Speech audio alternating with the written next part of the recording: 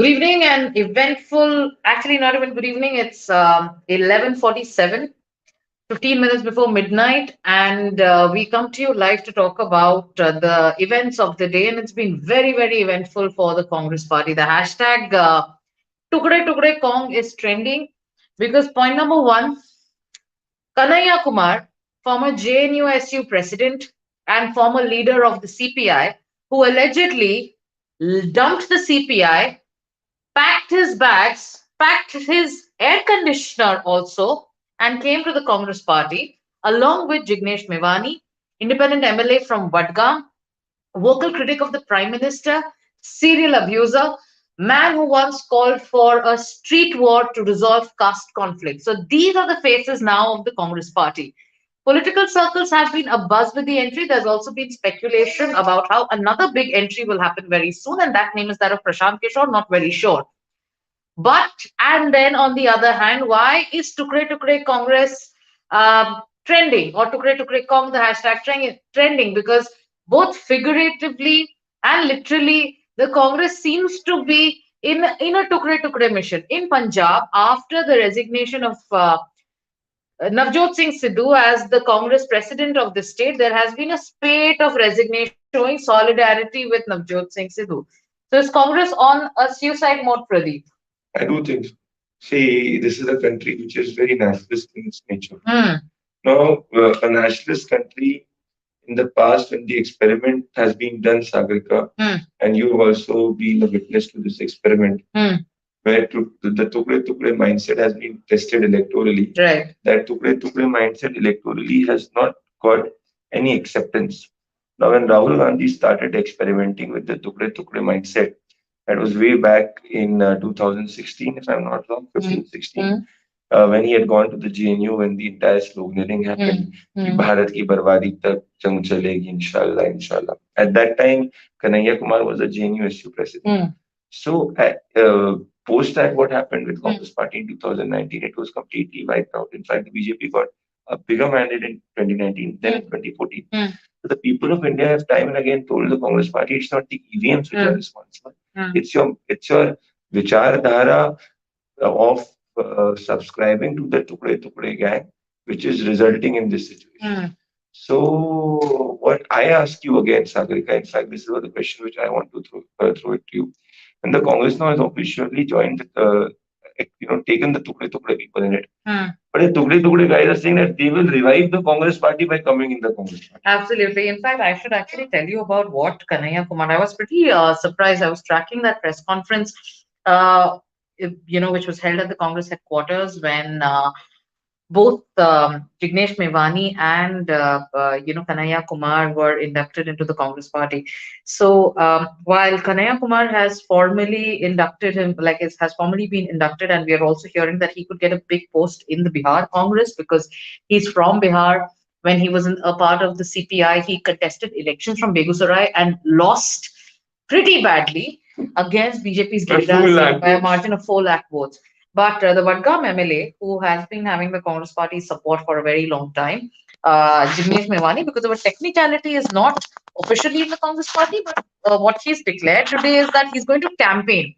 So Jignesh Mewani is going to campaign for the Congress in all the poll-bound states. But coming back to what was actually said in that press conference, very, very interesting comment. So this is what Kanhaiya Kumar said. I'm just doing a quick search on it. Yes, so Kanhaiya Kumar today. So while the Congress party said that Kanhaiya Kumar is a symbol of the fight for freedom of expression in the country, this is what the Congress said. Kanhaiya Kumar said, I'm joining the Congress because it's not just a party, it's an idea. It's the country's oldest and most democratic party, and I'm emphasizing on democratic, not just me. Many in the country think that many in the country believe that the country can't survive without the Congress. Very, very interestingly, there was there was a comment which actually got my interest where he said that the Congress is a ship and it is important for us to strengthen this ship. I'm actually waiting for that comment. I'm looking for that comment. In 2015, it's the same Kanhaiya Kumar who had from the JNUSU state said that Congress already देश को बर्बाद कर चुकी है. Or when he was giving his speech. So the Kanhaiya Kumar then and Kanhaiya Kumar now is where the difference is. But now my question to you is larger. The Congress has declared that it's an ideological fight in this country. Right. And Rahul Gandhi has time and again repeatedly said. But at a situation when those who call Rahul Gandhi the captain of Congress and those who have made the Congress president in Punjab, those who had given the Jadoo ki Chappi to Captain to Imran Khan in Punjab, in Pakistan, those people are also not in the Congress party. So it is also a question of administrating and question of holding your ship together. But look at what even when in a bastion, which is Punjab, is bastion of Congress. Strongest bastion. Now let's actually look at what has been happening and why are we actually saying politically and ideologically Congress is now tukre Congress, because you humiliated a leader like Captain Amarinder Singh, who has been the chief minister, who's been steering your charge in Punjab for more than 9.5 years. You humiliated a man who comes from the Indian Army. You humiliated a man who has always taken a position which was in favor of the nation, and he did not care if that was not in alignment with that of the Congress party. Be it Balakot, be it Pulwama, be it Navjot Singh Sidhu hugging Kamar Javed Bajwa, be it Navjot Singh Sidhu calling Imran Khan his Yar Dildar, Captain Amarinder Singh, one of the tallest leaders of the Congress in Punjab, has always taken a stand which is pro-country. And we've seen the treatment that was meted out to him. Today, there is a Navjot Singh Sidhu who, right now, it seems like he's throwing a tantrum with that resignation, talking about it can't be a compromise corner. We are also hearing that he possibly source-based information that he possibly wasn't getting along with Channi, who is a Dalit face. 48 hours? 848. All this happened in a matter of 11 days. 11 days ago, Captain Amarinder Singh resigned. Interestingly, Captain Amarinder Singh is in Delhi today. We do not know if he's actually going to meet the Prime Minister and the Home Minister, but there's a lot of speculation. So on one hand, the Congress, it treats a nationalist leader. On the other hand, it brings in those who, in 2016, Pradeep, February, on the day when those slogans were raised, the event was organized in protest of Afzal Guru's hanging. Who is Afzal Guru? The mastermind of the parliament attack. Who is Makbul Bhatt? These are terrorists. Now, so I will not be surprised. I will not be surprised if tomorrow Umar Khan joins. I mean, that's what I said. The Congress ecosystem. Can you just come in the frame? The Congress ecosystem. Journalists who have been in support of the Congress party are now using Kanhaiya Kumar's entry to the Congress to make a case for Umar Khalid. You will be shocked. There's a very senior journalist, very senior journalist who was there at the press conference along with a comedian troll. The journalist tried to interview Rahul Gandhi. He was snubbed. The journalist tried to interview Kanhaiya Kumar. He got no bhav. I am looking to actually reveal who that journalist is because I've seen the photographs and I actually know who you're talking about. Finally had to settle for. But it's only for our viewers to guess who we are talking about. A very senior journalist was there. I can also give away he was wearing a purple color t-shirt, standing in one corner at the Jignesh Mewani and Kanhaiya Kumar press conference. Now, this is a journalist we're talking about. He's also has been at an editorial position in the top leading channels of the country. So here is that journalist who wanted possibly a Rahul Gandhi interview is what we are hearing, didn't get one. Then went after Kanhaiya Kumar, he was snubbed there. And then we are also hearing that he, scared of being snubbed, he told Jignesh Mewani, you know what, I'll call you tomorrow. So this is also what has happened at the headquarters of the Congress party today. You know, Sagarika, this is where I come to. Ultimately, Congress is outsourcing its entire fight to different lobbies at different points of time. Before 2019, it had outsourced its fight to Kanhaiya Kumar's and the JNU gang. There were articles written that how the JNU gang will lead to Modi. What happened in 2019? Bigger matter. The Congress outsourced its fight to a Shaheen Bagh gang, thinking that this will topple the government. What happened? Delhi High Court has said it was a pre-planned right. The Congress tried to do so in the anti-CA riots. What happened in Assam, which was the heartbed of the anti-CA riots? The BJP came with 75 seats. I'm trying to tell you that Congress party has become an exported party which believes on the model of political export. At time and again, that's what export and import. They're importing now, but exporting their political fight in the past. So they always put their political fight to different leaders. Now they're thinking to piggy bank on the farmer protest. My point to you is by officially the Tukde guys joining the Congress party, I challenge Rahul Gandhi that he should come out and give an interview. That how does this represent the ideology of the Congress party? I am And reminded. If this does Sagarika, then they should not blame the EVMs tomorrow if the Congress is not able to come to power. I am reminded of a blog post written by the late finance minister of this country. Very articulate. Shri Arun Jaitley. He, in fact, had spoken about the Congress Party's manifesto and had said that seems like the Congress's manifesto is inspired by the thoughts of the friends of the president of the Congress Party, Shri Rahul Gandhi, from his friends in the Tukre Tukre gang. Because back then they had spoken about diluting the powers that the army gets under AFSPA. They spoke about repealing 124A. They spoke about and there were also some they were very soft on left wing extremism and terrorism. So this is what had happened in 2019, and today it is the same Congress party that has officially brought in Kanhaiya Kumar, who's the poster boy of the Tukre Tukre gang. Now, one might argue that, it hasn't been proven yet that Kanhaiya Kumar raised those slogans, but he was the president of the JNUSU when those slogans were raised. His ally, Umar Khalid, a man for whom he said, no matter what happens, we will continue to fight for Umar Khalid and Anirban. The politician Kanhaiya has really stopped taking a stand on Umar Khalid. So this is also very, very interesting. Point number two. Also, but they'll start speaking on Umar Khalid the moment Umar Khalid joins Congress party. I can give this to you also in writing. Okay. They are such hypocrites and opportunists that they will end up doing so. Now the same my question to you, March 2016, yes, Pradeep also said that in Kashmir, women are raped by security personnel. Now, this also happens right after what happened in JNU. Now, these are the statements made by this man. I think the Congress must be very happy because it has leaders in its own, in the party who have constantly been deriding the Indian army. So they found an ideological match. But imagine this: the Congress party does not. Can you please come in the? A Congress party does not find an Udit Raj, a Dalit activist Udit Raj, a Congress leader Udit Raj. Has Captain Amrinder Singh has also met the Home Minister Amit Shah. So that is also important thing, which is very important. Very important. So at this moment, Amit Shah has met Captain Amrinder Singh. This is what I gather from my sources. I think our team can break it. Right. Secondly, Sagarika, an important point which I want to ask, and which is what I want to throw to the viewers here. Ladies and gentlemen, Uttar Pradesh elections is around the corner. Now, these individuals are campaigning for the Congress party in Uttar Pradesh, and the Congress party ends up with a golden duck or ends up with single-digit seats. Whose failure will it be? Because I have never come across a party where somebody gets so many lifelines.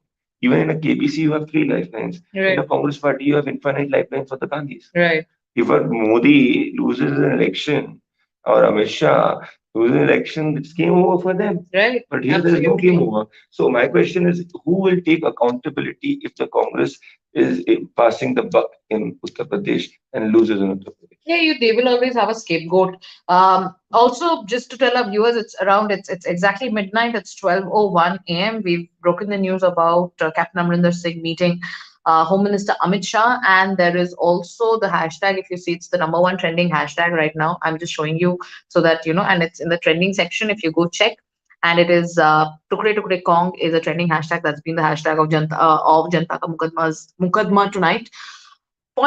Another point to be made over here is, like you said, can the Congress party win by bringing in leaders or individuals or controversial figures like Kanhaiya Kumar and Jignesh Mewani? Well, only time will tell, but look, electorally... Time has already told in the past. Yeah. And so time did tell the Congress party in 2019, time did tell the Congress party in 2014. So my question is... I think it is only going to consolidate the... Are they not reinforcing a Narendra Modi's ideology even further?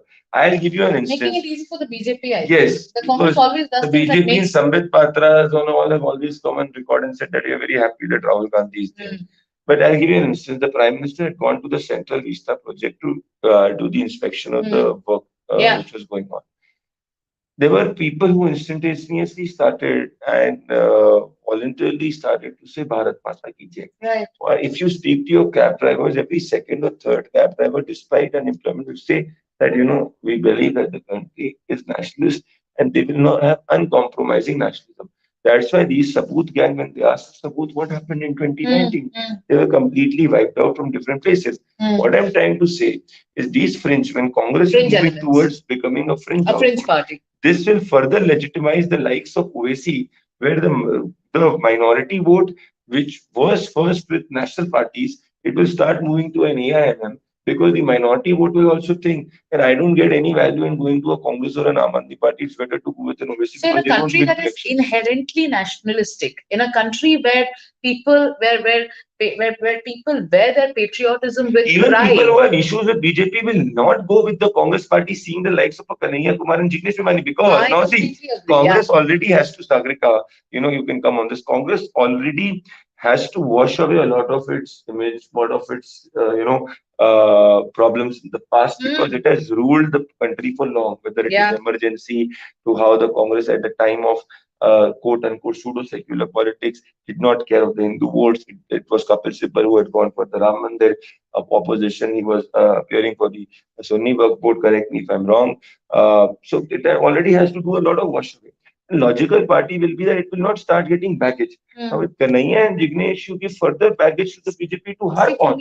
So where are the issues? There are no issues. The Congress is not talking about issues. It is doing its politics on Twitter and holidaying in Shimla and coming back and making proud. And for me, the paradox, number one, obviously the paradox stands in the fact that you humiliate one of your most successful the guy who got to ministers, two-third majorities. Exactly, one of your most successful chief ministers. And despite that, you're not able to keep your house in order. You throw him out of your party. You give in to the demands of of a fairly new leader, a bit of a whimsical person with who is considered to be close to the current Pakistani establishment, and as opposed to then bringing in leaders or bringing in those individuals who in the past under their student leadership slogans like Bharat ki barbadi tak jang rahegi, Afzal hum sharminda hai, tere qatil zinda hai, Afzal tere khoon se inqilab aayega, these kind of wretched slogans were raised on our campuses. And these fools are also justifying that Kanhaiya was not present there. Did he even went to an extent to deride these slogans? He was the JNUSU president at that time. Yeah. So these fools, the event was fools, organized. The event that in the event constituency with the peak of popularity, Kanhaiya Kumar is losing by 4 lakh votes. Margin. That speaks volumes. It also talks about what the country wants. It actually talks about the country has seen through all of this. No matter how much of a hero you make. Please tell me. Leave Kanhaiya Kumar's politics.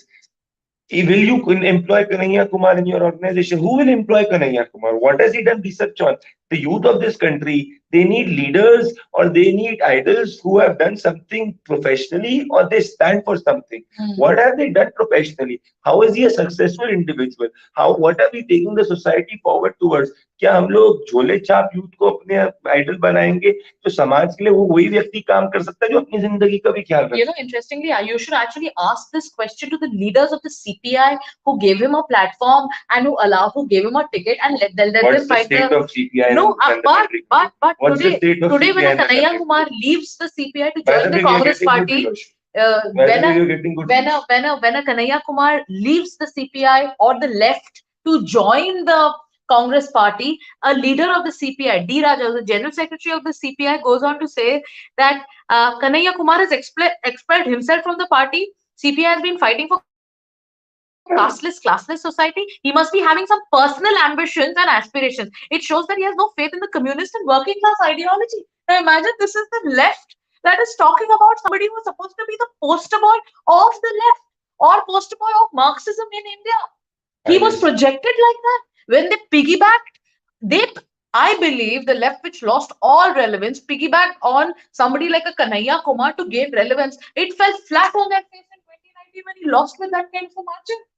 And today they are saying it shows that he has, he must be having some personal ambition and some other aspirations.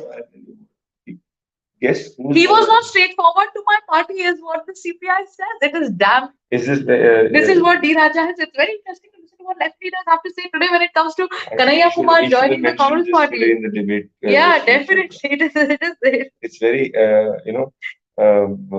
I would say, ironic. I won't be surprised if Sunil Chopra tomorrow joins the Congress party or the Trinamool Congress, by the way. I I really want to won't be come on that. surprised. I want to come on that. See, please understand what is happening. I think, rather than the BJP, the opposition parties are bigger beneficiaries of what is happening in Congress. And I'll tell you why. Absolutely. Because the Congress right now is on a self-destruction mode ideologically. The Congress might win one or ikka dukka elections in different states, but whenever it comes to nationally, globally, if you see, we are into a personality-driven contest. And whenever people has to look at what does BJP stand for, what does the Narendra Modi stand for, and what does the Rahul Gandhi stand for, they'll always draw the ecosystem which is backing them. Right. And a country will never support a non-patriotic ecosystem, an ecosystem which is not at all patriotic. This is what I'm trying to. But I have a question for the Bharatiya Janata Party too. The Bharatiya Janata Party that, in fact, whipped up the Tukde Tukde narrative. Where are they? Back in 2016, and that narrative went on for the longest time. It was Because it mentioned gave them electoral benefits. gave them dividends. It was used in almost every speech, every press conference, every election campaign. Today, the case 2016, a case of sedition was filed against Kanhaiya Kumar. He was jailed for it. He spent time in Tihar for it. March was the last time when he actually appeared in court with regards to the same case. Today, if somebody asks, is there proof to say that Kanhaiya Kumar raised those slogans? Is there proof to say that he was part of the Tukde Tukde gang? Or what is the Tukde Tukde gang? Because in an RTI reply in the year 2020, the Home Ministry went on and said that we have no information about the Tukde Tukde gang. Part two, if you ask the BJP when it comes to Kanhaiya Kumar, is he a member of the Tukde Tukde gang? They give you very wishy-washy answers. So what is the Bharatiya Janata Party also doing about it apart from just spreading a narrative? So if they are accused of spreading propaganda, what wrong? I mean, is it a wrong question? No, I think it's a very valid question. And if you look at the Bharatiya Janata Party's trajectory in taking things to conclusion, it has somehow been not, I would say, not above average also. You look at the corruption cases, either they are languishing in the courts, number one. You look at the case of Bengal, where the Bharatiya Janata Party, the agencies had gone ahead and summoned Rujira and Abhishek Banerjee. After that, for months, they were completely absent. Now suddenly they will come back again. They say this process of law, but people of this country will always ask, but have you ensured that things reach to conclusion? Is your case strong enough in the courts that it reaches to conclusion? And this is a valid criticism that the BJP has to face. Let's say Vijay Mallya. Yeah. Vijay Mallya, I completely give it to the credit that agencies have gone all out. But outcome, where has Vijay Mallya returned to the country? The answer is no. Lalit Modi, for example. Lalit Modi, yes, the Bharatiya Janata Party, the agencies went all after it. Yeah. But has he returned? Amehul Choksi, we were getting reports that he would return. Has he returned? No. So they are nearly there, but they're not completely there. Right. And this is a very valid question. If you say somebody is part of the Tukde Tukde lobby, where are you prove it? You prove it. You prove it in the court of law. They'll say that it will take time, but still it cannot take time till eternity, right? It's taking. I mean, okay, it will take time. They are happy in Rahul Gandhi being out of the. But the question is that enough? If you say that the Jijajis are corrupt, which is what every second or third person in the Bharatiya Janata Party spokesperson used to say on the national television, please take the corrupt to the books. See, please take the corrupt to the logical conclusion. See, Kanhaiya Kumar joining the Congress party ahead of the all-important state elections now. We'll know very soon the role that he's going to play in the Congress's campaign when it comes to, say, Uttar Pradesh or when it comes to Punjab. But what we're hearing is, and this is a report that I read in the National Herald, that he will be given a position in the Bihar Congress. Now, another very interesting point in Begusarai, one main reason of Kanhaiya Kumar losing in the way he did was the RJD. The Congress is in alliance with the RJD. So will a Kanhaiya Kumar? The Congress was the biggest pullback factor of the RJD. Yeah. If you look at the strike rate, and if you look at the strike rate of the RJD and the Congress party, it was like North Pole and South Pole. Yeah. The RJD was the catalyst Congress was the redundant. Right. This is what I'm trying to tell you. And RJD was emerged as the single largest party. Despite that, they could not form the government because of Congress being not able to take it past the victory line. And this is what every person who was aligned with the Congress in the past has said. That what did Mamata Banerjee tell? Who will the Congress appeal to? Just let's talk about it electorally. So the Muslim vote you're trying to say. Are you so are you telling me if a Kanhaiya Kumar is actually given a very big position in the Bihar Congress, which vote bank is he going to appeal to? The Dalit Muslim formula? What is the Congress trying to vote to? That there are no assembly elections in Bihar right. The next elections in Bihar will be nationalist elections. So what is the role? So what is the role that Kanhaiya Kumar is expected to play in the Congress party as of now? Because this is an election where running up to elections. We are thinking that Kanhaiya Kumar will become the Sachin Tendulkar. But Kanhaiya in UP. Kumar, that's what. So my question, that's what. Uttar Pradesh, the electorate is inherently very, very nationalist. That's what I'm trying to say. Even in Bihar, to an extent, whether these people see that if there is an anger against the BJP government at state, there is a difference between anger being on state level and anger being on central level. This is what they are not able to understand. So right. I'll give you an instant. Mamata Banerjee said a few days back that we have been dependent on Congress for quite some time, but the Congress is not able to dislodge the Bharatiya Janata Party. We have to take it on our own. It's a good statement to make, knowing that you can't do it beyond a certain states. But still, she was correct. Yeah. If you look at the seats where the BJP and Congress went head on, the BJP strike rate was way better than Congress. Now, so Congress now is represented by the constituency of Wayanad. The Congress now is represented by the constituencies in the south. So what basically their strategists are thinking that enough polarization has taken place. The polarization cannot take place beyond the critical point of time. Yeah. And this is where they will ensure that they get minority of majority vote, majority of minority vote. Yeah. But the catch here is that it has always been about personalities over parties. And whenever it will come to personalities over parties at the central level, still I feel the BJP continues to be strong enough because now the Congress has made it very, very evident that Congress represents a certain ecosystem which will be backed by the Kanhaiya Kumars, the Umar Khalids, and the Sharjeel Usmanis and the Alfa Sherwanis. So even if people who have in, issues, by bringing in the strongest critics of the Prime Minister or those who represent who represent one kind of politics which is absolutely anti-BJP, is the Congress thinking of only consolidating anti-BJP vote even stronger? I feel so. But I'll tell you what, if the BJP ends up winning 2024, the entire politics of these opposition players is on the Muslim vote. The Muslim world would start diverting and thinking that these secular, quote unquote, pseudo secular parties are not able to give us any electoral dividends. So then will the Muslim voter then look towards an Asaduddin Owaisi who says that for years we've only been used as drone and now we need a representative of our own? Because they'll say that, our vote is not able to create an electoral difference in this country and political difference in this country like it was doing so. So, it's like a tone jeans which is there. So in a tone jeans, if you will see a situation, that why do people wear these distressed jeans? These people wear these distressed jeans because they want to get attention or it's a school or a style statement. Because they think we've already been wearing normal jeans. It's not cool enough. Now let's go to something else which will be more stylish and cool. So similarly, the Muslim vote will also think that we've been with parties which are now not giving us any electoral dividend. Let's go to a political party or an individual who can at least fight us on the streets. So that is what Jinnah did in pre-independence. Jinnah was not popular, but so Jinnah was. How did Jinnah emerge? Jinnah also emerged from the Congress party. So I think these people, if they lose electorally further, they will further legitimize an Asaduddin Owaisi. So very interesting analogy that there to end it with tone jeans, which also in a sense is tukre.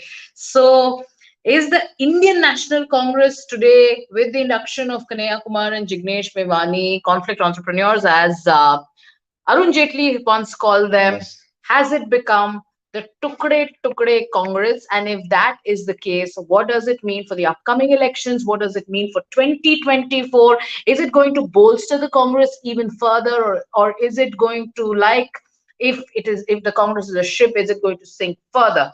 We're going to see that. We're going to see if Kanhaiya Kumar is going to have any impact in the Uttar Pradesh elections or the other state elections. Thank you for watching Jan Ki Baat. We'll be back with more analysis and more news. Thank you.